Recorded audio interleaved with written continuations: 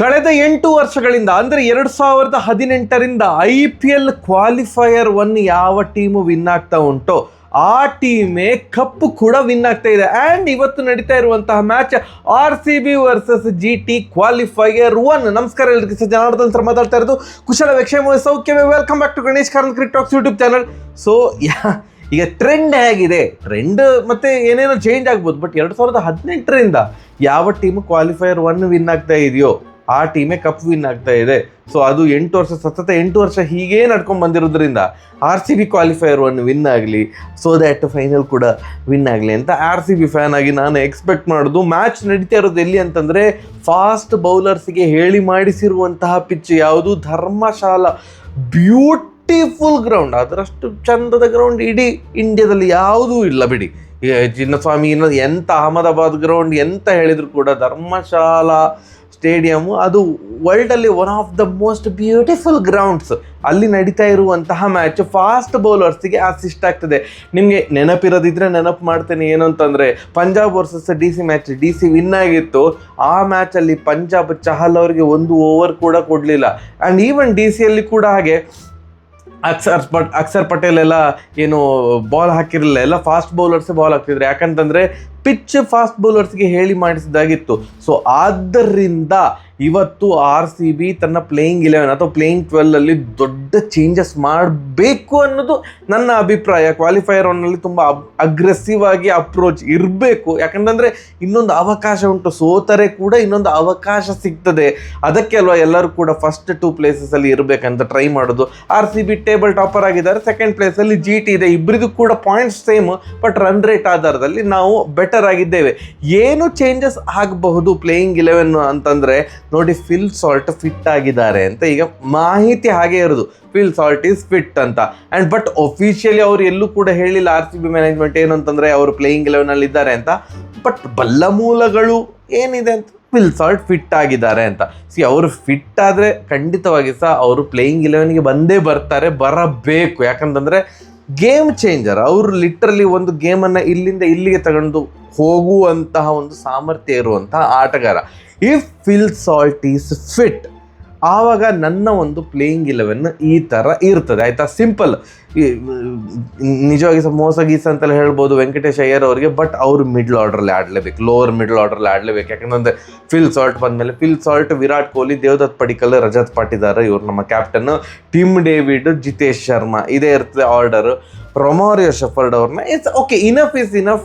ಈ ಒಂದು ಕಾಂಬಿನೇಷನ್ಗೆ ಒಗ್ಗಿಕೊಳ್ಳಿಕ್ಕೋಸ್ಕರ ರೊಮಾರಿಯೋ ಶೆಫರ್ಡ್ ಅವ್ರನ್ನ ತೆಗೆದು ವೆಂಕಟೇಶ್ ಅಯ್ಯರ್ ಅವ್ರನ್ನ ಅಲ್ಲಿ ಆಡಿಸ್ತಾನೆ. ಈಗ ಒಂದು ಫಾರಿನ್ ಒಂದು ಪ್ಲೇಯರ್ ಹೋದ ಮೇಲೆ ಇನ್ನೊಂದು ಫಾರಿನ್ ಪ್ಲೇಯರನ್ನು ಹಾಕ್ಕೊಳ್ಬೋದಲ್ಲ. ಆವಾಗ ಏನು ಅಂತಂದರೆ ಕೃಣಾಲ್ ಪಾಂಡ್ಯ, ಭುವನೇಶ್ವರ್ ಕುಮಾರ್, ಜೋಶ್ ಹೇಸಲ್ವುಡ್, ಸುಯೇಶ್ ಶರ್ಮಾ ಬದಲು ಜಾಕೋಬ್ ಡಫಿ ಅವ್ರನ್ನ ಹಾಕ್ಕೊಂಡ್ರೆ ಬೌಲಿಂಗ್ ಭಯಂಕರ ಸ್ಟ್ರಾಂಗ್ ಆಗ್ತದೆ.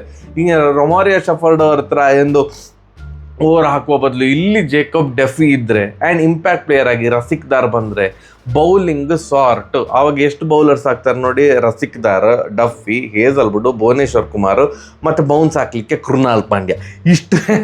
ಇಷ್ಟು 5 ಪ್ರಾಪರ್ ಬೌಲರ್ಸ್ ಇದ್ದಾರೆ. ಮತ್ತೆ ಏನಾದ್ರು ಯಾರಾದರೂ ಸರಿಯಾಗಿ ಹೊಡಿಸ್ಕೊಂಡು ಅಂತಂದರೆ ಹಾಗೆ ನೋಡ್ಲಿಕ್ಕೆ ಹೋದರೆ ವೆಂಕಟೇಶ್ ಅಯ್ಯರ್ ಅವರು ಒಂದು 2 ಓವರ್ ಹಾಕ್ತಾರೆ. ಹಾಗೆ ಅಲ್ಲಿ ರೊಮಾರಿಯೋ ಶೆಫರ್ಡ್ ಅವರು ಹೊಡಿಸ್ಕೊಳ್ತಿದ್ರು, ವೆಂಕಟೇಶ್ ಅಯ್ಯರ್ ಅವರು ಹೊಡಿಸ್ಕೊಳ್ಬೋದು ಅಂತ ನಾವೊಂದು ಎಕ್ಸ್ಪೆಕ್ಟ್ ಮಾಡುವ. ಸೊ ಈ ಬ್ಯಾಟಿಂಗ್ ಲೈನಪ್ಪು, ಬೌಲಿಂಗ್ ಕಾಂಬಿನೇಷನ್ನು ಭಯಂಕರ ಕ್ಲಿಕ್ ಆಗ್ತದೆ ಅಂತ ನನಗನ್ನಿಸ್ತಿದೆ. ಎಸ್ಪೆಷಲಿ ಈ ಪಿಚ್ಚಲ್ಲಿ ಸುಯೇಶ್ ಶರ್ಮಾ ಅವರು ಏನು ಅಂಥದ್ದೇನು ದೊಡ್ಡದೊಂದು ಇಂಪ್ಯಾಕ್ಟ್ ಕ್ರಿಯೇಟ್ ಮಾಡಲಿಲ್ಲ ಓವರ್ ಆಲ್ IPL ಅಂತ ಕನ್ಸಿಡರ್ ಮಾಡಿದರೆ. ಆ್ಯಂಡ್ ಈ ಪಿಚ್ಚಲ್ಲಿ ಡಫಿ ಅವರು ಬಂದರೆ ಇನ್ನೂ ಕೂಡ ರುತ್ಲೆಸ್ ಆಗಿರ್ತವೆ ಅಂತ ಅನ್ನಿಸ್ತಾ ಇದೆ. ಯಾಕಂತಂದರೆ GT ಡಿಪೆಂಡ್ ಆಗಿರೋದೇ ಟಾಪ್ 3 ಮೇಲೆ, ಅವರ ಬ್ಯಾಟಿಂಗ್ ಪೂರ್ತಿ ಡಿಪೆಂಡ್ ಆಗಿರೋದೇ top 3. So top 3 versus RCB ಅಂತ ಹೇಳಿದರೆ ತೊಂದರೆ ಆಗೋದಿಲ್ಲ ಬ್ಯಾಟಿಂಗ್ ಅಂತ ಬಂದಾಗ. ಸೊ ಆ ಟಾಪ್ 3ಯಲ್ಲಿ ಇಬ್ಬರನ್ನ ಇದು ಪವರ್ ಪ್ಲೇಯಲ್ಲಿ ಡಮಾರ್ ಮಾಡಿದರೆ ಆಗ ಅಪ್ಪರ್ ಹ್ಯಾಂಡ್ ಖಂಡಿತವಾಗಿ ಸಹ RCB ಇರ್ತದೆ ಅನ್ನೋದು ನನ್ನ ಅಭಿಪ್ರಾಯ.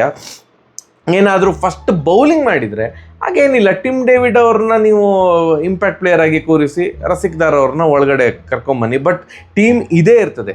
ಏನಾದರೂ ಫಿಲ್ ಸಾಲ್ಟ್ ಅವರು ಫಿಟ್ ಇಲ್ಲ ಅಂತ ಇಟ್ಕೊಳ್ಳಿ, ಆಗ ನನ್ನದು ಪ್ಲೇಯಿಂಗ್ 11 ಯಾವ ಥರ ಇರ್ತದೆ ಅಂತಂದರೆ, ಎಸ್ ವೆಂಕಟೇಶ್ ಅಯ್ಯರ್ ಅವರು ಲಾಸ್ಟ್ ಮ್ಯಾಚ್ ಥರ ಅವರೇ ಓಪನರ್ ಆಗಿರ್ತಾರೆ.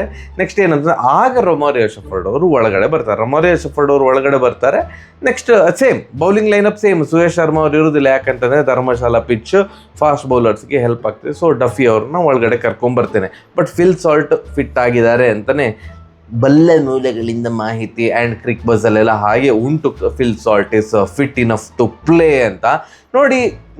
ಜಿ ಟಿಯ ಬಗ್ಗೆ ಮಾತಾಡೋದಿದ್ರೆ, ಜಿ ಟಿಯ ಬೌಲಿಂಗ್ ಲೈನಪ್ ಈಸ್ ಲೆಜೆಂಡರಿ. ಏನು ನಮ್ಮದು ಒಳ್ಳೆದಿಲ್ವ ಬ್ರೋ, ಭುವನೇಶ್ವರ್ ಕುಮಾರ್, ಹೇಜಲ್ವುಡ್, ಅಲ್ಲಿ ನೋಡಿ ಸಿರಾಜ್ ರೆಡ್ ಹಾಟ್ ಫಾರ್ಮಲ್ಲಿದ್ದಾರೆ. ಈ IPL ಅಲ್ಲಿ ಹೈಯೆಸ್ಟ್ ಡಾಟ್ ಬಾಲ್ ಹಾಕಿರೋದು ಸಿರಾಜ್ ಅಣ್ಣ.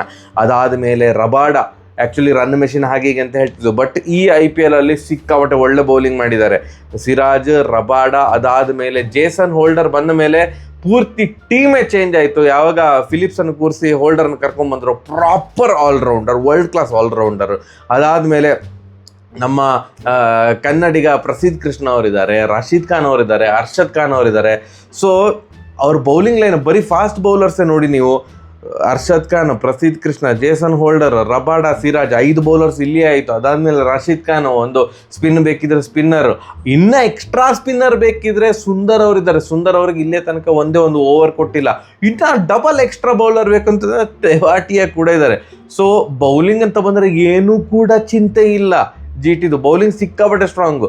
ಬ್ಯಾಟಿಂಗಲ್ಲಿ ವೀಕ್ ಇರೋದು ಏನು ಅಂತಂದರೆ, ಟಾಪ್ 3 ಆದಮೇಲೆ ಬೇರೆಯವರು ಅಂಥ ಒಂದು ಪ್ರಳಯಾಂತಕಾರಿ ಬ್ಯಾಟ್ಸ್ಮನ್ ಯಾರೂ ಇಲ್ಲ ಅಂತ. ಬಟ್ ಅವ್ರದ್ದು ಟಾಪ್ 3 ಆ ರೇಂಜಿಗೆ ಪರ್ಫಾರ್ಮ್ ಮಾಡ್ತಾ ಇದ್ದಾರಲ್ಲ. ಟಾಪ್ 3ಅಲ್ಲಿ ಇಬ್ಬರು, ಎಸ್ಪೆಷಲಿ 2 ಓಪನರ್ಸ್ ಕೂಡ 600ಕ್ಕಿಂತ ಜಾಸ್ತಿ ರನ್ ಹೊಡೆದಿದ್ದಾರೆ. ಅವರಿಬ್ಬರು ಕೂಡ ಆರೆಂಜ್ ಕ್ಯಾಪ್ ರೇಸಲ್ಲಿ ಇದ್ದಾರೆ. ಸೊ ನಾವು ಹೇಳೋದಷ್ಟೇ ಟಾಪ್ 3 ಮೇಲೆ ಡಿಪೆಂಡ್ ಆಗಿದ್ದಾರೆ, ಹೌದು ಡಿಪೆಂಡ್ ಆಗಿದ್ದಾರೆ, ಬಟ್ ಅವ್ರು ಪರ್ಫಾರ್ಮ್ ಮಾಡ್ತಾ ಇದ್ದಾರಲ್ಲ. ಸೊ ಆದ್ದರಿಂದ RCB ಇವತ್ತು ಅಗ್ರೆಸಿವ್ ಕ್ರಿಕೆಟ್ ಆಡಲೇಬೇಕು, ಎಸ್ಪೆಷಲಿ ಬೌಲಿಂಗ್ ಅಂತ ಬಂದಾಗ. ಈ ಟಾಪ್ 3ಅಲ್ಲಿ ಅಟ್ಲೀಸ್ಟ್ ಇಬ್ಬರನ್ನ ಪವರ್ ಪ್ಲೇ ಒಳಗಡೆ ಔಟ್ ಮಾಡಿದರೆ ಆಗ RCBಗೆ ಅಪ್ಪರ್ ಹ್ಯಾಂಡ್ ಇದೆ. ಮೋಸ್ಟ್ ಬ್ಯಾಲೆನ್ಸ್ ಟೀಮ್ ಯಾವುದು RCB. ಬಟ್ ಜಿ ಟಿಯನ್ನು ತುಂಬ ಲೈಟಾಗಿ ತಗೊಳ್ಳಿಕ್ಕೆ ಸಾಧ್ಯವೇ ಇಲ್ಲ. ಆ್ಯಂಡ್ ನಾನು ಕೆಲವೊಂದು ನೋಡ್ತಾ ಇದ್ದೆ, ಎಕ್ಸ್ಪರ್ಟ್ಸ್ ಒಪಿನಿಯನ್ ಏನು ಹಾಗೆ ಹೀಗೆ ಅಂತ ಕ್ರಿಕ್ ಬಸ್ಸಲ್ಲಿ ಹಲವಾರು ಯೂಟ್ಯೂಬ್ ಚಾನಲ್ಸ್ ಇಂಟರ್ವ್ಯೂಸ್ ಎಲ್ಲ ನೋಡ್ತಾ ಇದ್ದೆ ಈ ವಿಡಿಯೋ ಮಾಡೋ ಮುಂಚೆ. ಎಲ್ಲರೂ 95% ಎಕ್ಸ್ಪರ್ಟ್ ಹೇಳೋದು ಏನು ಅಂತಂದರೆ ಜಿ ಟಿ ವಿನ್ ಆಗ್ಬೋದು ಅಂತ. ಹೌದಾ, ಈ ಎಕ್ಸ್ಪರ್ಟ್ಸ್ ಒಪಿನಿಯನನ್ನು ಈಗ RCB ಸುಳ್ಳು ಮಾಡಬೇಕು ಏನಂತಂದರೆ ಒಳ್ಳೆಯ ಕ್ರಿಕೆಟ್ ಆಡಬೇಕು, ಆಗ RCBಗೆ ಅಪ್ಪರ್ ಹ್ಯಾಂಡ್ ಸಿಗ್ತದೆ ಅಥವಾ RCB ವಿನ್ ಆಗ್ತದೆ. ಆ್ಯಂಡ್ ಕೊಹ್ಲಿ ಅವರು ಇದು ಏನು ಪವರ್ ಪ್ಲೇಕ್ಕಿಂತ ಜಾಸ್ತಿ ಬ್ಯಾಟಿಂಗ್ ಮಾಡಲೇಬೇಕು. ಇನ್ನೊಂದು ಅದ್ಭುತವಾಗಿರುವಂಥ ಸ್ಟ್ಯಾಟ್ಸ್ ನನಗೆ ಸಿಕ್ಕಿರೋದು ತನಯ್ ತಿವಾರಿ ಅವರು ಹೇಳಿದ ಅವರ ವಿಡಿಯೋದಲ್ಲಿ ಏನು ಅಂತಂದರೆ, ಈ IPL ಅಲ್ಲಿ 7 ಬಾರಿ ಕೊಹ್ಲಿ ಅವರು ಪವರ್ ಪ್ಲೇಕ್ಕಿಂತ ಒಳಗಡೆ ಔಟ್ ಆಗಿದ್ದಾರೆ. ಆ 7 ಮ್ಯಾಚಲ್ಲಿ 5 ಮ್ಯಾಚ್ RCB ಸೋತಿದೆ. ಯಾವಾಗೆಲ್ಲ ಕೊಹ್ಲಿ ಅವರು ಪವರ್ ಪ್ಲೇಕ್ಕಿಂತ ಜಾಸ್ತಿ ಅಂದರೆ ಜಾಸ್ತಿ ಹೊತ್ತು ಬ್ಯಾಟಿಂಗ್ ಮಾಡಿದ್ದಾರೆ, ಆಗ ಮೆಜಾರಿಟಿ ಮ್ಯಾಚ್ RCB ವಿನ್ ಆಗಿದೆ. ಸೊ RCB ಕೊಹ್ಲಿ ಮೇಲೆ ಡಿಪೆಂಡ್ ಆಯಿತು, ಕೊಹ್ಲಿ ಮೇಲೆ ಡಿಪೆಂಡ್ ಆಗಿದ್ದಾರೆ ಅಂತಲೇ ಹೇಳುವ.